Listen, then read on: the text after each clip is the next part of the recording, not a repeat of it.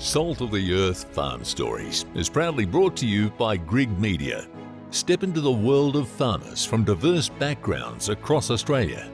Through intimate interviews, host Darren Grigg delves into farming practices, traditions, and the challenges farmers face in nurturing the land. It gives the audience the power and the ability to let their own imagination make those decisions about what someone's going through, and that will be a reflection of what's going on in their life. So that's such an amazing privilege to have in filmmaking, I think. We're back with the amazing Leila McDougall. We start this episode and go behind the scenes of Just a Farmer. As farmers, we gamble with the weather every day, and it's a risk we take. From the pressure of shooting on a working farm to choosing passion over experience when building her cast and crew. We hear about the film's release on the big screen and in country cinemas, and how these events are bringing rural communities together in strength and solidarity. Leila shares why communication in the country matters more than ever, and how one film can spark vital conversations. She's a gifted storyteller with a powerful mission to make the world a better place for Australian farmers. And get ready for the off-the-wall questions. Let's kick off part D. I'll always remember these days. It's the happiest days of my life. Leila, you were producing, you were helping with catering, you were helping arranging props, you were being a mother, a wife, a daughter, and the lead actress. This was enormous pressure on you. Yeah, it was, and that's what I meant about the pressure that you feel on your shoulders, and everyone on set's relying on us, like my husband and I, to make sure that everything's. And that's when you realise you're like, wow, the human body can take a lot of pressure. And I know, like, in the scheme of life, like, there are people in much, dire situations than us, like, like things happening around the world, and also being very grateful. And that's what I said to a lot of the women on set, like, because there was a few little personality clashes, and I said, but how lucky are we to live in Australia where a woman can make a movie? Yeah. Like, that can't happen in some countries. Yeah. So I was like, why are we fighting? We should be working together, because we're so lucky to be in this situation, and to be someone like a team. Like 90% of my team had never been on a feature film set before. Yeah. Like 90%. Wow. But it was giving them the trust. Yeah. And I think I tried, like, my set designer had never, ever been on a set before, but she wanted to prove herself. And that's another thing, like, I'd hire passion over skill any day. Yeah. Because I can teach skill, you can learn skills, but you can't give someone passion.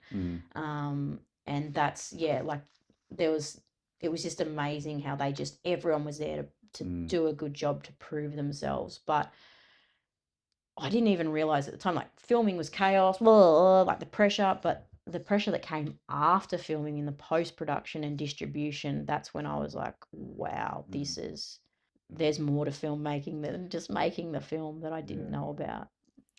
So the movie was shot over 7 weeks. Yep. On your property. Sean was, I think, 23 hours a day. Yeah, yep. If not 24. Yeah. He was helping all behind the scenes, but overnight he would change seasons of the farm, wouldn't he? So if there was cropping to be done or shearing, that had to change overnight, didn't it? Yeah, so the biggest one is probably from, like, the baling. We had to go from when Alec took his life, which would have been the middle of winter, kind of, to then baling in November. And the poor bugger is out there all night one night rolling out bales of hay to make it look like windrows in the paddock. So he could bale them again. And, and then it just, like, the look on his face when the camera operator goes, can we do that again? And he gets so angry at the scene they used at the last one, because there was none of his windrows. Oh, no, sure. Or the one day he wasn't on set, and we had some cattle in the background of when Owen and Alec are having a conversation, and I had to get the cat. They were like, "Oh, we want some cattle in the background." I'm like, "Well, Sean's not here," so I went and got my pet mob. Yeah. Because I can control them. He's like, everyone's gonna think I have shit cows, and, like, my mobs are full of, like, dairy cows, and little, like we had the little potty calf in there that had an eye patch on. She had pink eye, and he's like, everyone's gonna think that's me type of cattle I have. I can hear him. I feel for him. And I was like, well, they wanted cows, and they're the only ones I knew I could control and would stand still in the background. I went and got that mob. They would have bloody ran through the camera set Yes, and that's everything. right. On one day on set, it was hilarious. Like we started filming when it was really foggy in the morning, and we set everything up. And there was like one of the old cows was up on the top of the hill. We set up here on the tree where we needed to be, and her calf was down the bottom. And there's a shot with her in the background, and she's angry, Oh, and really? she's like trying, and everyone was so scared of her. And then like, because it was like as if she was just gonna run through us all to get to her calf, and then Yeah. and like you could see her in the background of this shot, just like looking angry as, and then in the end, like she just bolted around everyone, but it was so funny. And we're just like, she's just being a protective mother, and she's a bit worried that someone in this group's going to go and touch it. So do not go near that calf. And these are crazy days from the moment you wake up to getting to bed of a night time. You must be thinking, what the heck just happened? Oh, it's a whole blur, like things, and it was just everything was happening so fast. And I sometimes say, like, being a farmer, actually working the farm made us a bit more adaptable in the film industry, like, well, in making the film, because you had to think on your feet, like you're constantly problem solving. So like, mustering a mob of cattle in, and then something comes in and spooks them and they jump through the fence. We're like, oh, you can't just go, oh, that's too hard, I can't go get them. You've got to work out a way to get them back in, then you've got to fix the fence and blah blah blah. And it was a bit similar in filming, really. Like if something doesn't work out, you're like, okay, well, what's the next solution? How do we fix this? Like the best one, the crew's all standing around, when we're filming the scene with the cow, we want the water spurting out everywhere, and everyone's like, well, how are we going to make the water spurt out, and what are we going to do here? And Sean just walks up and just stabs a hole in the pipe, and he's like, there you go. And they're like, well, how are you going to fix it? He's like, I'll deal with that later. And they were just like, oh, this looks amazing, it looks like it's a real pipe burst. It's like, because it is. The pipe has actually got a hole in it, and we've got to fix that. So those kind of little things. And the authenticity was really important as well. Like, absolutely, using the actual shearing shed, working the sheep when we were doing things, and like all the shearers in the shearing scenes, they're our shearers. They'd been our shearers for about 10 years. I love that story. How do yeah. they feel now? They're Yeah. One of them, he's like, I got an IMDb profile. Shearer number 2. Yes.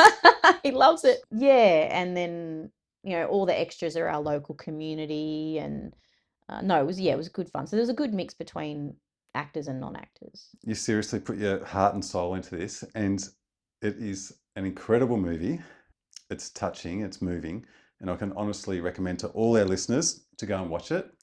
And we'll put some notes at the end on how easy it is to watch it. Can you tell me about this first release? Yeah, so releasing the film was really difficult. I didn't realise that there's this thing called a distributor, and they've got to, if they don't like your film, they're not going to distribute it. So they literally said to me, no one cares about farmers. No one's going to watch a movie about farmers. It's not something we want to pick up. And, these are big distribution companies that basically dictate what we do and don't see at cinema in Australia. And it really pissed me off, because I was like, I think you're wrong. I think people do want to see this movie, and people do care about farmers. So what am I going to do? So I literally rang every cinema in this country and got it into 80 cinemas, which no independent distributor's done. That's an awesome effort. The only cinema chain that I didn't crack was Hoyt's.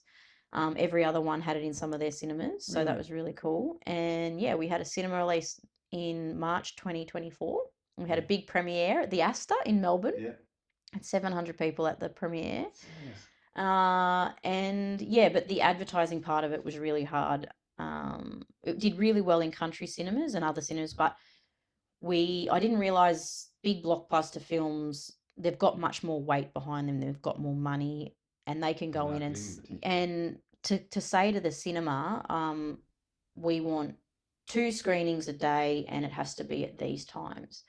And so we literally couldn't compete with them, because I had no power to go to these cinemas and say, well, we want to be on at 7:30 at night because that's when our people can go to it. No, the big blockbusters got those time slots. We got like 10 a.m. in the morning. Like no one's going to go and watch a movie at 10 a.m. in the morning. Everyone's working. So that side of things was really how we premiered with Ghostbusters. Oh, cool. Which was a bit weird. Like, Yeah. you know, move your weekends. No, I'm not moving for anybody. But we were really lucky that Hugh Jackman did a little call out for us as well, like saying on his social media, saying how proud he was of Simon and to recommend people to go watch it. So that was pretty cool. And he's close friends with Simon. Yeah, he's really good friends with Simon. So we were lucky in that aspect. And then, yeah, it was just great that our rural communities really embraced the film and they went and watched it in their cinemas, and a bit of media got behind us and started to get us some momentum. But what we've now noticed that we've been doing for the last few months is the community screenings and how important they are and where they're actually having a bigger impact. Because you bring people together in a room, and it's one of those things like cinema does bring people together, and you can be sitting in a room with complete strangers and somehow have this shared experience. And that's what the film kind of does. And the conversations that then come after it, because they've all been so vulnerable together, like, you know, they're crying next to someone they've never met before, or having a good laugh before, you know, at the end when the questions come out, they're quite more open to ask more difficult questions, because they've all had this experience together. So we've found that this is where we're having the biggest impact, and it gives people confidence to go away and talk about something. And rather than just talking about someone's mental health or this person might be suffering, it's like we can talk about mental health, and the film is the base of that conversation. So it gives people a topic to talk about in the mental health space. And it's about communities like theirs. Yeah. And hopefully they look at it and they can see that it's their story as well. Like it's every community's story, or, you know, they might be able to relate with Owen and say, I know what he's going through, or what Alison's going through, or what those kids are going through, or, you know, they can all relate to those characters in their own way. And that's why I think the power of film has that ability to let people put their own self in that movie and see it as their own story. And as well as the lack of dialogue in the film, a lot of people comment on that because it makes people sit, and we might have 3 different interpretations of what's going on inside Owen's head in that moment, but it gives the audience the power and the ability to let their own imagination make those decisions about what someone's going through, and that will be a reflection of what's going on in their life. So that's such an amazing privilege to have in filmmaking, I think. Yeah. Becoming like a real film buff, I just love movies now. I'm like, oh, you know, the power of movies. Sound like a wanker. Well, it is a powerful movie, absolutely. So what are some of the practical steps farming communities can take to address mental health issues more openly and effectively? Thinking about these little communities that you're going to for some of these screenings. Yeah, and it's the power of communication, and how poor communication can result in a massive breakdown, whether that be within a family or a community. Like, I know it's a very debatable subject at the moment, is, you know, renewable energies in towns and things. And the film's been in a lot of these communities to try and be something that brings a community back together. But it all comes back to communication. Like for generations, these communities have always agreed and had the same point of view on things. And now all of a sudden there's this thing that's thrown into their community, and there's all these mixed opinions and mixed messaging, and no one really knows what's going on. But at the end of the day, it's an absolute breakdown in communication, that these people can't communicate properly about their different opinions and different points of view. Like, there's no right or wrong. Yeah. But it's how we communicate with these people, rather than getting angry and vilifying people or having arguments or sabotaging each other. It's all about how we can communicate properly and have deep and profound conversations where we can walk away and go, okay, we've talked this out, we've had our differences of opinion, but we can still be friends. We just may not have the same opinion. And that's the whole point of the film. I hope that it can help people communicate about mental health, because everyone has their own opinion on mental health. Like, some people think it's not a real thing, and that's fine. They don't have to think it's a real thing, and other people do. and it's just how we communicate about it. It's like people can watch the film and go, oh, you know, like, well, why wouldn't Owen drink? You know, he's allowed to. Yeah, that's your opinion. You're allowed to think that. Or, you know, Alison should talk to the kids, or no, like those kids are too young that they don't need to know about it. You're allowed to have whatever opinion you want. We just need to be able to communicate about it. And if someone's going through something, they're allowed to go through it. So, yeah, just I think communication, these little communities need to, like, and that's the strength of little communities. Like when shit does hit the fan, they can really pull together. And, you know, been in some communities, and it's sad that, you know, like over in Bairnsdale where they've had the fires and different things, like those communities are tight. They are like, they work together so well because they've been through all this hardship together. And it's sad that that's what's brought them together and made them strong, but they're better off for it. And, you know, and some of these other communities that are just starting to go through their first real hardships for a few generations, they're sort of finding it hard to find their feet a little bit. So how can we bring them together to communicate? And yeah, and the film just hopefully, you know, after the film, people can go away and talk to their friends about it. And rather than going, oh, what's that person going through? How can they deal with it better? Actually talking about real people, they can talk about the characters in the film and be like, oh, you know, if this was such and such, or if this was happening in our community, how could we deal with it better? So it's a sort of a communication tool. On a personal level, how has this movie changed your understanding of mental health? Oh, but I am not the same person I was Really? 3 years ago when we first started this journey. Like I am, yeah, I'm still me, but just my way of thinking or opinions on things, like even just Simon and addiction, like my whole opinion is so different now because I've been through this experience with Simon and people and how you deal with people and what's going on, and just sitting back and actually just like analyzing things a little better and trusting my gut a little bit more and backing yourself. And I'm much more vulnerable and not afraid to be open about things as what I was before. But yeah, I've definitely changed and learnt so much, but seen the good that it can do, and it's inspired me to want to keep doing more. And like I always have this thing like it, and I've loved this quote since I was a little girl, but I think I understand the quote so much more now. Is like from Pablo Picasso, like the meaning of life is to find your gift and the purpose in life is to give it away. I think it goes like that. Or is it the purpose in life is to find your gift and the meaning is to give it away? Either way, yeah. That's the quote. And I now get it even more because for so long I've been searching for like, what is my gift? How can I give it away? And I love telling stories, and I think film is how I like doing it because I'm such a visual person.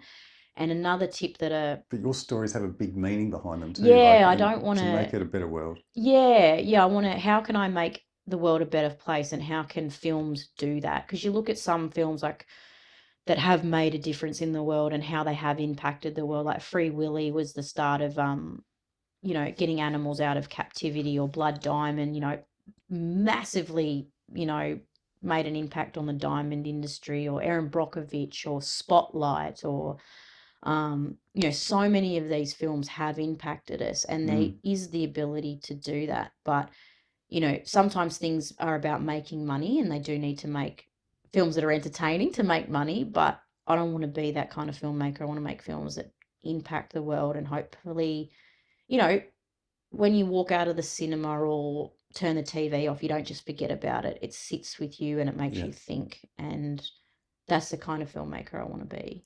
And hopefully it makes us sit and think about that caring, clever farmer. We talked before, and I'm a big advocate for farmers are very clever people. Yeah. They care for the animals. They love their land. They love the environment. And do you think that some people in the cities just don't understand, if we don't have farmers, we don't have food?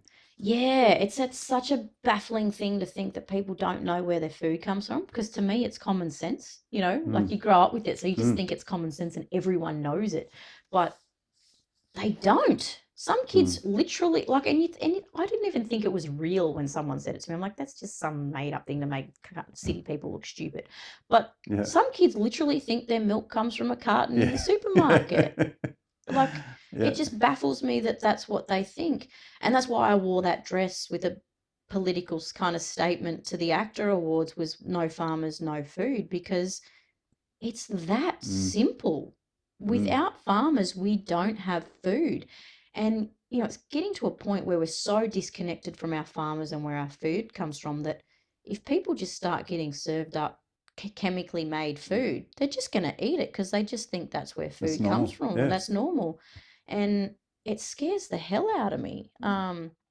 Because, like this whole thing with, cows farting and, the carbon is from cows. Like, sorry, no, that's not the biggest problem we've got.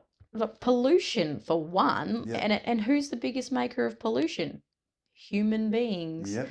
So, I think we've got this whole skewed, and it's just easy to blame a farmer because they're so engrossed in their work. They're not going to stand up and stomp their feet, and they've done that for centuries. But now farmers are starting to get a voice, and there's social media, and they're much more educated. Like, once upon a time you're a farmer and you never went to school. Farmers are so educated and they're so clever. And innovative. They sometimes have to invent stuff themselves. Yeah, to get a job done. So I think, and they're getting to a point where, like one day if shit really did hit the fan, whose job is essential? What do we all need? And that is food. We literally cannot live without it. And everyone's thinking, oh, we'll just grow veggie gardens in our back garden and have tomatoes. Okay, so you're going to live on tomatoes, are you? And it's actually pretty hard to grow tomatoes. You've got to tend those tomatoes every day and look after them. You can't go for a week's holiday because when you get back, they're all going to be dead. Yeah. So it's not. I think they've got this, skewed idea of how easy it is to even have a veggie garden in their backyard. Yeah. Can I just recap a little bit? Is there one message you would like our listeners to take home from this chat? One message to take home from this about chat. Mental health or people in those rural communities, what we can do. Yeah, a message I hope that people can take away is just to always be empathetic of what someone else might be going through. We don't know what's going on inside someone else, and to not be quick to judge, and to have those conversations with people. It might be hard, and when you ask someone, "Are you okay?" Like, we ask that question, and it's now an official day, but be ready for the answer to be no. And if you know it's no and they say yes, you need to just hold space for that person and go back again and ask the question again until you get the right answer. Thank you. The movie, it's going really well. I think it's amazing. Is there more time to spend at home now with your family? Or what are you up to? I'm traveling around a lot at the moment doing community screenings, which is amazing, and I feel very privileged to be doing that. Seeing that the film can have an impact on the communities and that it's doing good. Because when you first come up with this idea and you're telling, it's just a theory in your head, everyone's like, you're mental, this isn't gonna work.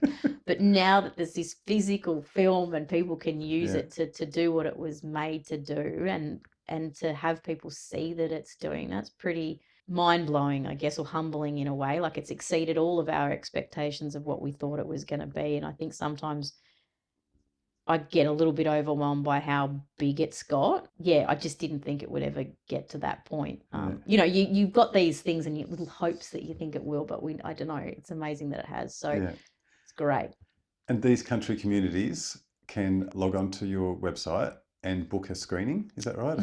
So they can just head to our website and send through an inquiry about wanting to host a community screening, and we'll get in touch and help them host a screening. And it's not just about hosting a screening, it's about getting in contact with all your local support networks in your community, because it's an opportunity for everyone to see and learn about where their local support networks are within their communities. Like, we obviously tell everyone that there's Lifeline and Beyond Blue and all of the 24-hour services, but sometimes people don't know in their own communities where the help is. And I got this email once from a gentleman. He's actually a builder, and it was just so profound.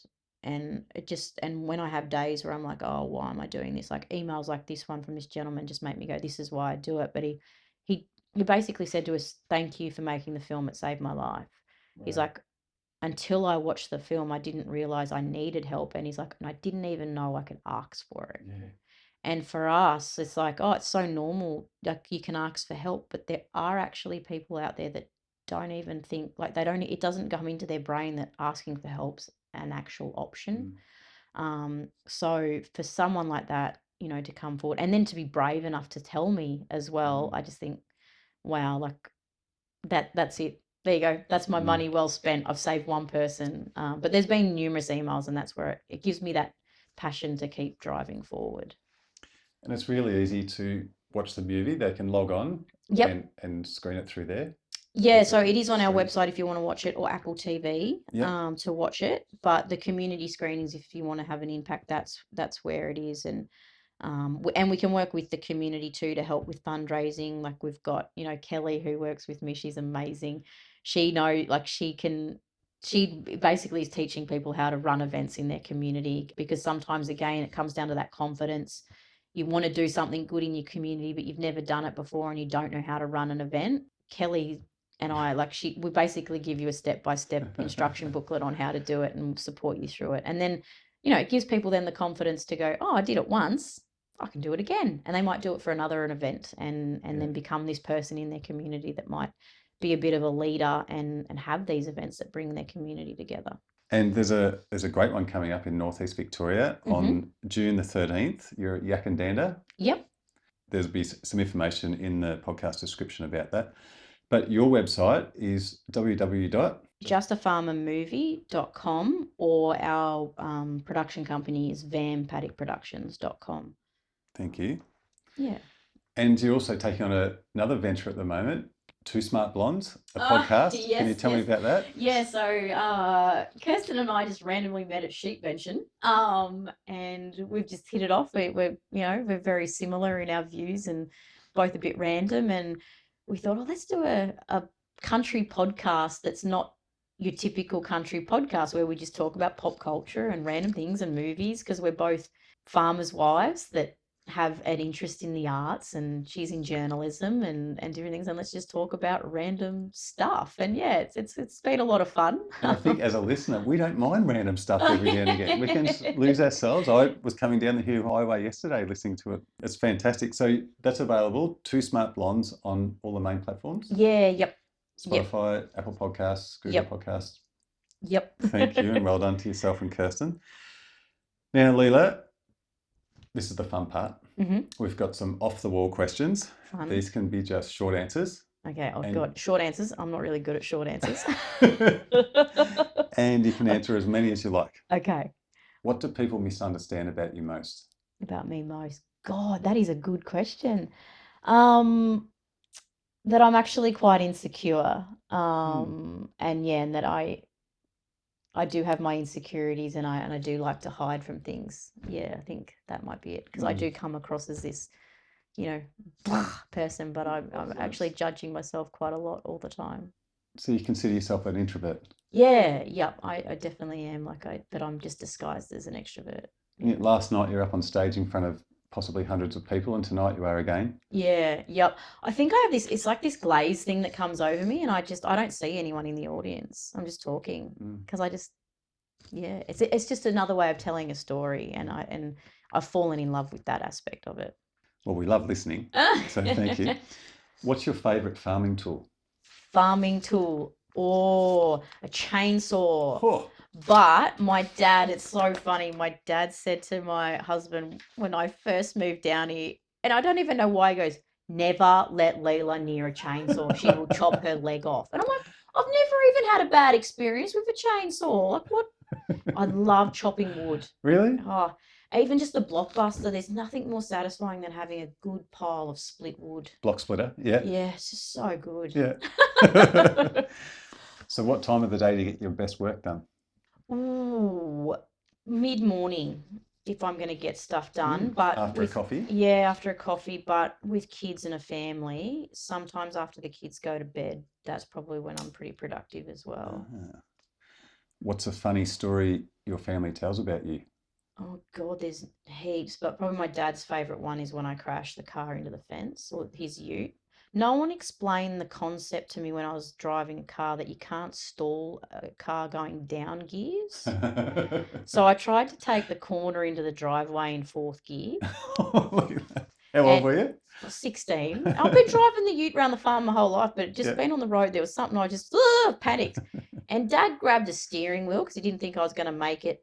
And I just took the fence out. And he sort of, and I cracked it. And I was like, that's it. I'm never going to learn to drive with you ever again. And I just got out of the ute and slammed the door and walked off and just left Dad with the ute and the fence.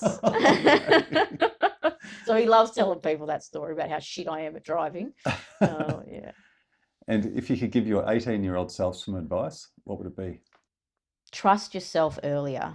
I think it was not until I had the kids did I really just let go and not give a shit what other people thought. And if I'd done that earlier, I probably would have started being this person earlier. So yeah, just trust yourself and your gut earlier. Thank you. Can you tell me about one or two most influential people in your life and how they've impacted you?